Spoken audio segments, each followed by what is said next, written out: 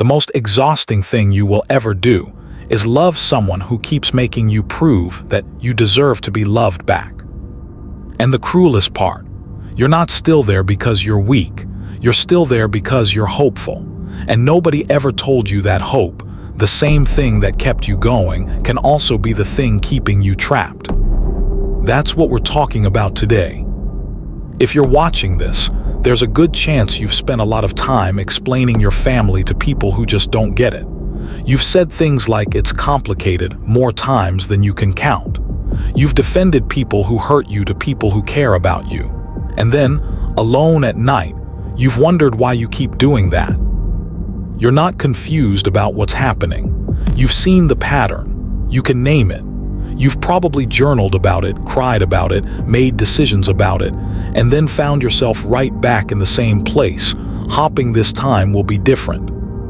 That's not weakness. That's not stupidity. That's something much more specific, and understanding exactly what it is might be the thing that finally helps it make sense. This video is going to walk you through 5 things that nobody talks about when it comes to toxic family cycles, not because they're secret, but because they're uncomfortable. They're uncomfortable because they require you to look honestly at the role that hope has been playing in your life. And I promise I'm going to do that with you, not at you. Let's get into it. Here's something that took me a long time to understand, and I think it'll hit for you too. When you grow up in a home where love is inconsistent, where one day someone is warm and present and the next they're cold or critical or explosive, your brain doesn't learn to expect love. It learns to chase it. And that chase creates a neurological loop that feels almost identical to addiction. Think about it. The bad moment happens, the criticism, the guilt trip, the blow-up. You feel the pain of that, and then at some point there's a good moment. Maybe they apologize. Maybe they're suddenly kind. Maybe they act like the version of them you love most, and your nervous system floods with relief, with warmth, with hope. That cycle, pain, then relief, is the same pattern that makes gambling addictive. It's called intermittent reinforcement. And your brain, without you even realizing it, starts craving the resolution more than it fears the hurt. So when people ask you, why don't you just leave? Why don't you just cut them off? This is why. It's not that you don't see the problem. It's that the hope of the good moments has become something your body is literally wired to wait for. You're not broken, you're conditioned, and those are very different things. There's a version of your parent or your sibling, or whoever this is for you, that you have held in your mind for a long time. A version that shows up occasionally, just enough. The one who said the right thing that one time, who looked at you the way you needed to be looked at, who made you feel for a moment like maybe things were going to be okay. You love that person deeply. The problem is that person and the person who keeps hurting you share the same body. And you've spent years believing that if you just find the right words, the right approach, the right moment, you can bring that better version forward and keep them there. But here's what the pattern is actually telling you if you're willing to hear it. A pattern isn't a bad day. A pattern is data, and data doesn't lie. The way someone has consistently shown up over years, that is who they are right now. Not who they could be, not who they were once. Who they are right now with the tools and the willingness they currently have. Loving someone's potential isn't wrong. It's actually a beautiful thing about you, the fact that you can see possibility in people. But when you're organizing your life around a version of someone that mostly exists in your imagination, you're not in a relationship with them. You're in a relationship with your hope of them. And that version of them has never once let you down, because that version of them has never actually shown up. A lot of people stay connected to painful family relationships not because they want more hurt, but because they're waiting for something.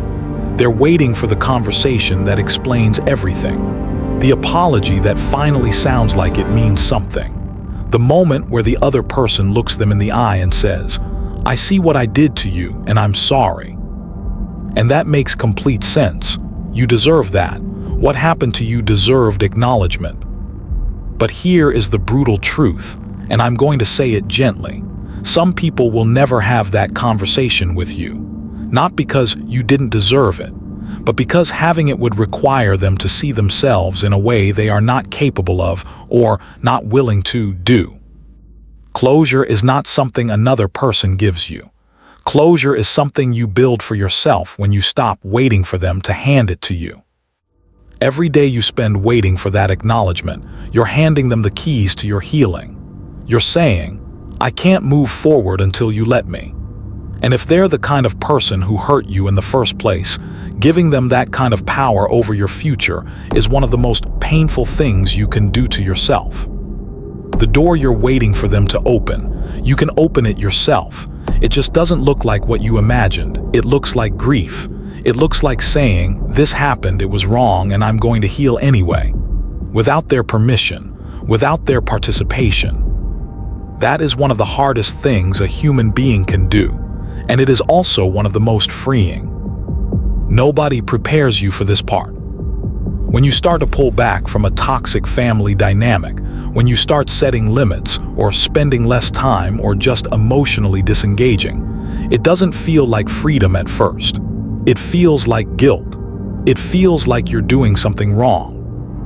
And that feeling is real. It makes sense. Because you were taught either directly or indirectly that keeping the peace, staying close, being available, managing everyone's emotions, that was your job. That was how you earned your place in the family. That was love. So when you stop doing those things, some part of you reads it as a failure, as abandonment, as selfishness.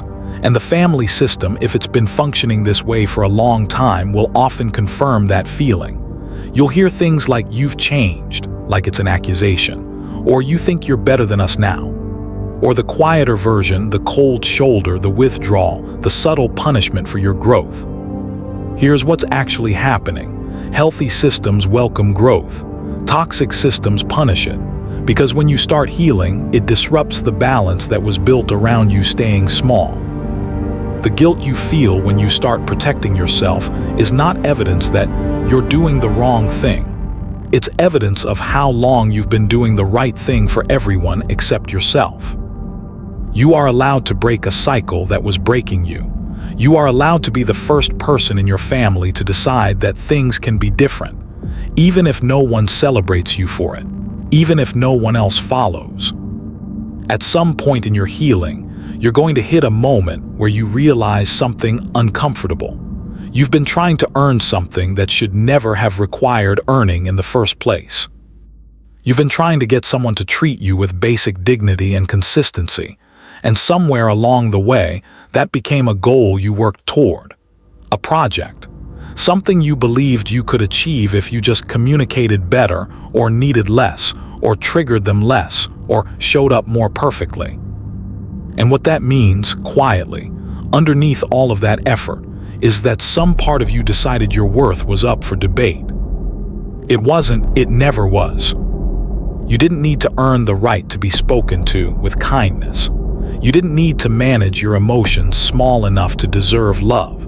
You didn't need to perform a version of yourself that someone else approved of in order to have value. Those are things that should have been given to you without conditions.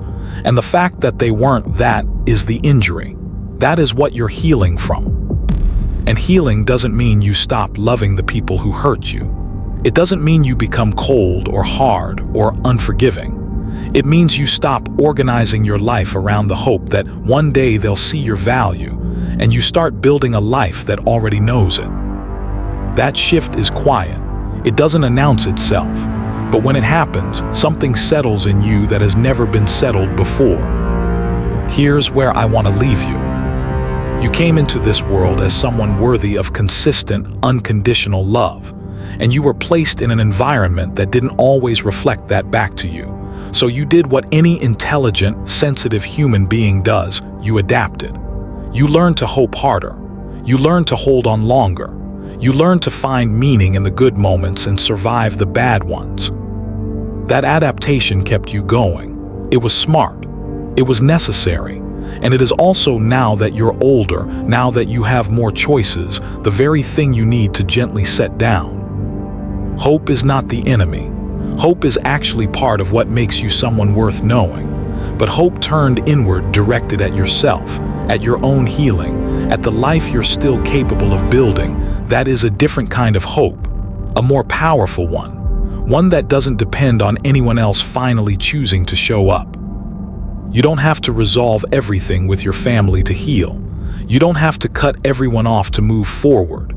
You don't have to have it all figured out by tomorrow.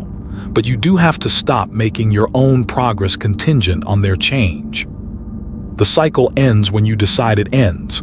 Not perfectly, not painlessly, but it ends. And the version of you on the other side of that decision, more grounded, more clear, less available to be minimized, that person is already in there. They've been in there the whole time. They were just waiting for you to stop waiting for permission. If anything in this video felt like it was written specifically for you, it kind of was.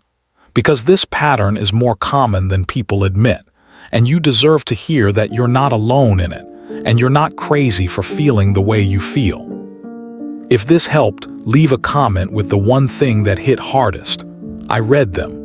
And if you know someone quietly going through this, someone who keeps making excuses for people who keep letting them down, share this with them. Not with a message, just quietly. Sometimes people need to find something on their own. Subscribe if you want more of this. No fluff, no performance, just honest conversations about the things that actually matter. Take care of yourself. Seriously, not as a sign-off, as a reminder, because clearly you've been taking care of everyone else for a very long time.